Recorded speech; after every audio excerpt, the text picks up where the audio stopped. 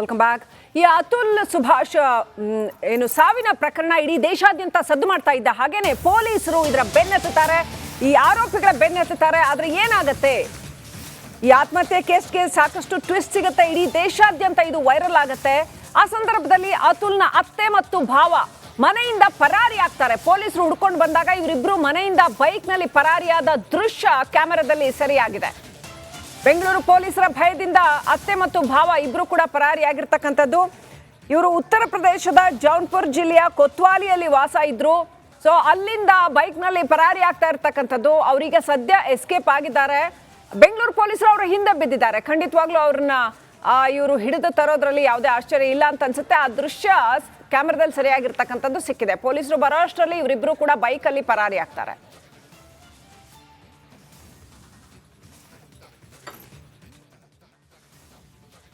Okay, ಈ ವಿಚಾರವಾಗಿ ಇನ್ನಷ್ಟು ನಮಗೆ ಮಾಹಿತಿಯನ್ನು ಕೊಡೋದಕ್ಕೆ ಸೇವ್ ಇಂಡಿಯನ್ ಫ್ಯಾಮಿಲಿ ಫೌಂಡೇಶನ್ ನ ಮಂಜುನಾಥ್ ಕೂಡ ಜಾಯ್ನ್ ಆಗಿದ್ದಾರೆ. ಸರ್ ನಮಸ್ಕಾರ, ಕಾರ್ಯಕ್ರಮಕ್ಕೆ ಸ್ವಾಗತ.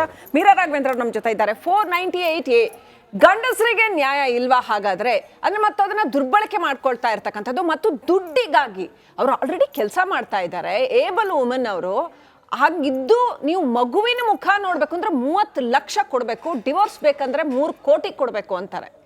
ಏನಿದು ಮೇಡಮ್, ಹೇಗೆ ನೋಡ್ತೀರಿ? ಕಾನೂನು ಹೇಗೆ ನೋಡುತ್ತೆ? ನೋಡಿ, ಮಹಿಳೆಯರ ಮೇಲೆ ಒಂದು ರೀತಿಯ ದೌರ್ಜನ್ಯ ಆಗ್ತಾ ಇತ್ತು 80s ಅಲ್ಲಿ. ಈ ಕಾಯ್ದೆಯನ್ನು ತಂದಿದ್ದ ಉದ್ದೇಶ ಏನು? ಹೆಣ್ಮಕ್ಳ ಸುರಕ್ಷತೆಗಾಗಿ. ಈಗ ಒಂದು ಹೆಣ್ಣು ಮದುವೆ ಆಗಿ ಹೋಗುವಂಥದ್ದು ಗಂಡನ ಮನೆಗೆ, ಗಂಡು ಹೆಣ್ಣಿನ ಮನೆಗೆ ಬರೋದಿಲ್ಲ. ಹಾಗಾಗಿ ಅಲ್ಲಿ ಒಂದು ಆ ಸಂಸಾರದಲ್ಲಿ ಅತ್ತೆ ಇರ್ತಾರೆ, ಮಾವ ಇರ್ತಾರೆ, ನಾದ್ನೆ ಇರ್ತಾರೆ, ಹೊರಗಿನವರ ಗಂಡನ ಮನೆಯ ಕಡೆ ಆ ಸೈಡ್ ಅವರ ಒಂದು ಪ್ರಭಾವ ಇರುತ್ತೆ. ಸೊ ಈಕೆ ಸಿಂಗಲ್ ಆದ ಕಾರಣ ಅವರೆಲ್ಲರನ್ನ ಎದುರಿಸುವಂತ ಒಂದು ಪರಿಸ್ಥಿತಿ ಇತ್ತು. ಆ ಕಾಲದಲ್ಲಿ ವರದಕ್ಷಿಣೆ ಪಿಡುಗು ಅತ್ಯಂತ ಪೀಕಲ್ಲಿ ಇತ್ತು. ಈಗ ಕಡಿಮೆ ಇರಬಹುದು, ಬಟ್ ನಾನಾ ಕಾರಣಗಳಿಂದ ಘರ್ಷಣೆಗಳು ಹಸ್ಬೆಂಡ್ ಅಂಡ್ ವೈಫ್ ನಡುವೆ ಬೇರೆ ಬೇರೆ ವಿಚಾರಗಳಲ್ಲಿ ಜಾಸ್ತಿ ನಡೀತಾ ಇದೆ. ಬಟ್ ಆಗಿನ ಕಾಲದಲ್ಲಿ ಇತ್ತು. ಅದಕ್ಕೆ ತಕ್ಕಂತೆ ಹೆಣ್ಣು ಮಕ್ಕಳಿಗೆ ಒಂದು ಬಲ ಪಡಿಸ್ಬೇಕು, ಅವರು ಕೂಡ ಅವರ ಹಕ್ಕುಗಳನ್ನು ಸಂರಕ್ಷಿಸಬೇಕು. ಹಾಗೆ ಈ ವರದಕ್ಷಿಣೆಗಾಗಿ ಕಾಟ ಕೊಟ್ಟಾಗ ಅಥವಾ ಕೌಟುಂಬಿಕ ದೌರ್ಜನ್ಯ ಮಾಡಿದಾಗ ಅವ್ರಿಗೆ ರಕ್ಷಣೆಗಾಗಿ ನಾವು ಇಮಿಡಿಯೇಟ್ ಆಗಿ ಒಂದು ಗಟ್ಟಿಯಾದ ಬಲವಾದ ಕಾನೂನನ್ನು ಅವ್ರ ಸಪೋರ್ಟಿಗೆ ತಂದ್ಕೊಡ್ಬೇಕು. ಹೆಣ್ಣು ಮಕ್ಕಳು ಅಬಲೆಯರು ಅನ್ನೋ ದೃಷ್ಟಿಯಿಂದ ಈ ಕಾನೂನನ್ನು ತೆಗೆದುಕೊಂಡು ಬಂದ್ರು. ಅದು ಬಂದಂತ ಉದ್ದೇಶ ಸರಿಯಾಗೇ ಇತ್ತು. ಬಟ್ ಈ ಪರ್ಟಿಕ್ಯುಲರ್ ಅತುಲ್ ಕೇಸಲ್ಲಿ ಏನಿದೆ ಅದು ದುರಂತ. ಅವ್ರ ಒಂದು ಕೇಸಲ್ಲಿ ಕಾನೂನಿನ ಅಸ್ತ್ರಗಳ ದುರ್ಬಳಕೆ ಆಗಿದೆ, ಇಲ್ಲ ಅಂತ ಹೇಳಲ್ಲ. ಹಾಗಂತ ಎಲ್ಲಾ ಪ್ರಕರಣವನ್ನ ನಾವು ಅದೇ ತರ ನೋಡಿ ಇದನ್ನ ನಾವು ಈ ಆಕ್ಟೇ ಇರೋದು ಬೇಡ ಅಂತ ಹೇಳಿ ನಾವು ಹೇಳುವಂತ, ಯಾಕಂದ್ರೆ ಈಗ ಇವ್ರ ಕೇಸಲ್ಲಿ ದೌರ್ಜನ್ಯ ಆಗಿದೆ. ಬಟ್ ಹಲವಾರು ಕೇಸ್ಗಳಲ್ಲಿ ಹೆಣ್ಣು ಮಕ್ಕಳ ಮೇಲೆ ಅತುಲ್ ಕೇಸ್ ಬಿಟ್ಬಿಡಿ, ನಾನೇ ಹೇಳ್ತಾ ಇರೋದು ಕೌಟುಂಬಿಕ ದೌರ್ಜನ್ಯ ಕೇಸ್ಗಳಲ್ಲಿ ಇವತ್ತು ನಾವು ಎಷ್ಟೋ ಜನಕ್ಕೆ ಮೇಂಟೆನೆನ್ಸ್ ಕೊಡ್ಸಕ್ ಆಗ್ತಾ ಇಲ್ಲ. ಆರ್ಡರ್ ಆಗಿದ್ರು ಕೂಡ ಕೊಡದೆ ತಪ್ಪಿಸ್ಕೊಳ್ತಾರೆ. ಕೋರ್ಟಿಗೆ ಬಂದು ಹಾಜರಾಗದೆ ಇರ್ತಕ್ಕಂಥ ಕೇಸ್ಗಳು ಗಂಡಸರದು ಎಷ್ಟೊಂದಿದೆ ಕೋರ್ಟ್ಗಳಲ್ಲಿ. ಅದನ್ನ ನಾವು ಅಲ್ಲಗೆಳಿಲಿಕ್ಕಾಗೋದಿಲ್ಲ. ಅತುಲ್ ಅವರಿಗೆ ಅನ್ಯಾಯ ಆಗಿದೆ ಅನ್ನೋ ಕಾರಣಕ್ಕೆ ಇಡೀ ಹೆಂಗಸರು ಪರವಾಗಿರ್ತಕ್ಕಂಥ ಕಾನೂನನ್ನ ಸಂಪೂರ್ಣವಾಗಿ ತೆಗೆದುಹಾಕಬೇಕು ಅನ್ನುವಂತ ಒಂದು ನಿರ್ಧಾರ ತಪ್ಪು. ಅತುಲ್ ಬಗ್ಗೆ ನಮ್ ಕನಿಕರ ಇದೆ, ನ್ಯಾಯ ಸಿಗಬೇಕು. ಅವರು ಒಂದ್ ರೀತಿ ಕೊಲೆ ಆಗಿದೆ ಅನ್ನುವಂಥದ್ದು ನಾವು ಒಪ್ಕೊಳ್ತೀವಿ ಇಂಡೈರೆಕ್ಟ್ ಆಗಿ.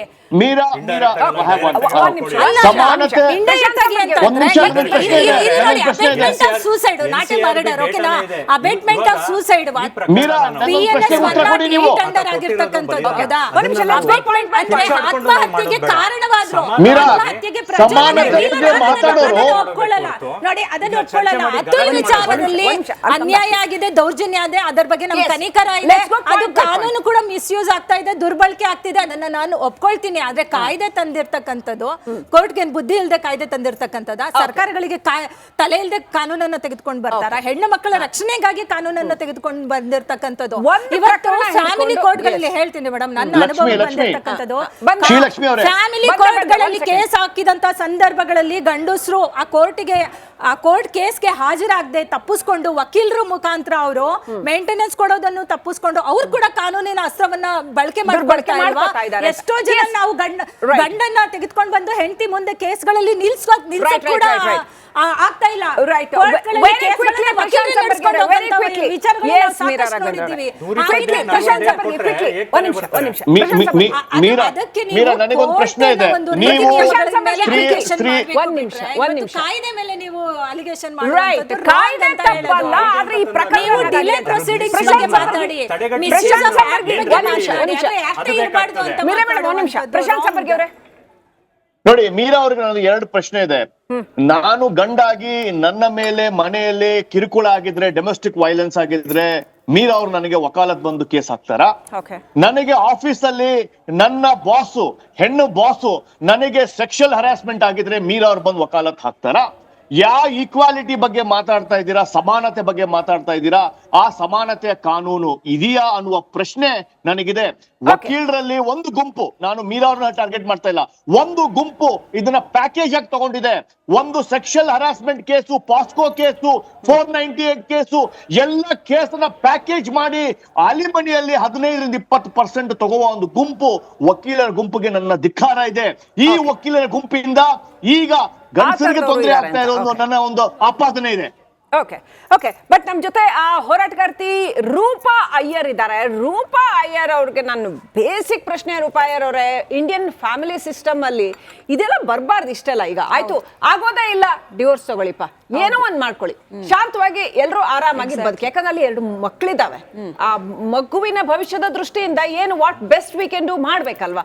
ಅದು ಬಿಟ್ಟು ಇಷ್ಟು ಎಕ್ಸ್ಟಾರ್ಷನ್ ಮಾಡೋದು, 3 ಕೋಟಿ ಕೊಡು, ಮತ್ತೊಂದು ಕೊಡು ಅನ್ನೋದು, ಈತ ಕಾನೂನು ದೃಷ್ಟಿಯಿಂದನೋ ಅಥವಾ ಕೌನ್ಸಿಲಿಂಗ್ ತಗೊಳ್ದೆ 3 ದಿನ ಪ್ರಿಪರೇಷನ್ ಮಾಡಿ ಸೈಕಾಲಜಿಕಲಿ ಏನು ಡೌನ್ ಫಾಲ್ ಆಗಿ ಆತ್ಮಹತ್ಯೆ ಮಾಡ್ಕೊಳ್ಳೋ ಅಂಥದ್ದು, ಯಾಕೆ ಇಂಥ ಅವಾಂತರಗಳಾಗಬೇಕಾಯ್ತು ಅಂತ? ಅಲ್ಲ, ಈ ತರ ತುಂಬಾ ಜನ ನಾನು ಫಿಲಾಸಾಫಿಕಲ್ ಅಡ್ವೈಸ್ ಕೊಟ್ಟಾಗ್ಲೂ ತುಂಬಾ ಜನ ಹೆಣ್ಮಕ್ಳು ನನಗೆ ಫೋನ್ ಮಾಡ್ತಾರೆ, ಮ್ಯಾಮ್ ನನ್ಗಿರೋದು ಒಂದೇ ಮಗು, ನಾನು ಸಾಕಬೇಕು, ನನ್ ಗಂಡ ಈ ತರ ಟಾರ್ಚರ್ ಕೊಟ್ಟ ದೂರ ಹೋದ ಅಂದಾಗ್ಲೂ ನಾನು ಅಷ್ಟೇ, ಜೀವ ಮುಖ್ಯ.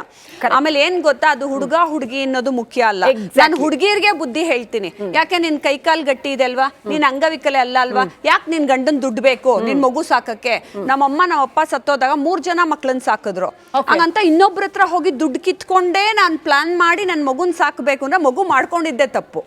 ಸಿ, ಇಲ್ಲಿ ಮಾನವೀಯತೆ ಮುಖ್ಯ ಆಗುತ್ತೆ, ಹುಡುಗ ಹುಡುಗಿ ಅಂತಲ್ಲ. ಇವಾಗ ಮೀರಾ ಅವ್ರು ಹೇಳ್ತಿದ್ದು ರೇಷಿಯೋ ಪ್ರಕಾರ ಆ ರೀತಿ ಪ್ರಕರಣಗಳನ್ನ ಹುಡುಗರು ಜಾಸ್ತಿ ಮಾಡಿರ್ತಾರೆ, ರೇಷಿಯೋ ಪ್ರಕಾರ ನೀವು ತಗೊಂಡ್ರೆ ಹುಡುಗಿರ್ ಕಮ್ಮಿ ಮಾಡಿರ್ತಾರೆ. ಅದು ಮೊದ್ಲಿಂದ ತಲತಲಾಂತರಗಳಿಂದ ನಡ್ಕೊಂಡ್ ಬಂದಿರೋದು, ಅದ್ರಲ್ಲಿ ಏನೋ ಆರ್ಗ್ಯುಮೆಂಟ್ ಬರೋದಿಲ್ಲ.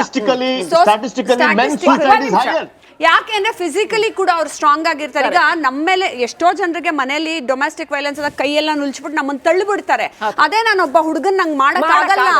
ಆಮೇಲೆ ಪಟಕನ್ ಕಪಾಳಕ್ ಹೊಡೆದು ಎಷ್ಟೋ ಜನ ಹೆಣ್ಮಕ್ಳು ಸತ್ತೋಗಿದ್ದಾರೆ. ಆದ್ರೆ ನಾನ್ ಹುಡುಗಂಗ್ ಹೊಡೆದ್ರೆ ಅವ್ನು ಸಾಯಲ್ಲ.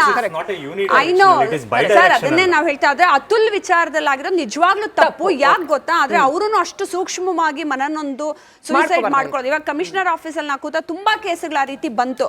ಸರ್, ಮಗುನ್ ನೋಡಕ್ಕೆ ಬಿಟ್ಕೊಡ್ತಾ ಇಲ್ಲ, ನಾನು emotionally attach with my baby ಅಂತ. ಒಂದು ತಾಯಿ ಒಂದ್ ಮಗುನ ಸಾಯಿಸ್ಬಿಟ್ಟು ಸೂಟ್ ಕೇಸ್ ಅಲ್ಲಿ ಹಾಕೊಂಡು ಹೋಗೋ ಕೇಸು ಕೂಡ ನಡೀತು ಲಾಸ್ಟ್ ಇಯರ್. ಗಂಡನ್ ಕೊಡ್ಲಿಲ್ಲ, ಮಗುನೇ ಸಾಯಿಸ್ಬಿಟ್ಲು ತಾಯಿ. ಇಂತ ಕ್ರೂರ ವ್ಯಕ್ತಿಗಳು ಒಂದು ಪರ್ಸೆಂಟೇಜ್ ಅಲ್ಲಿ ಎಲ್ಲೋ ಇರ್ತಾರೆ, ನಾಟ್ ಪೂರ್ತಿ ರೇಷಿಯೋ ಅಂತ. ಆದ್ರೆ ಇದು ಹುಡುಗಿರು ಕೂಡ ಇದನ್ನ ಬುದ್ಧಿ ಕಲ್ತ್ಕೋಬೇಕು ಈ ಕೇಸಿಂದ. ಏನು ಅಂತ ಹೇಳಿದ್ರೆ, ಅವ್ರು ತುಂಬಾ ಜನ ಹೆಣ್ಮಕ್ಳು ಹೋರಾಡ್ತಿದ್ದಾರೆ ಕೋರ್ಟ್ ಅಲ್ಲಿ, I do understand, I support them. But ಇನ್ನೊಬ್ಬರದೇ ದುಡ್ಡು ಬೇಕು ಅನ್ನೋದಕ್ಕೆ ಕೇಸ್ ಹಾಕೊಂಡು ಹೋರಾಡೋದಿದೆಯಲ್ಲ, ಅದು ಇವನ್ ಕರ್ಮ ತಗೊಂಡ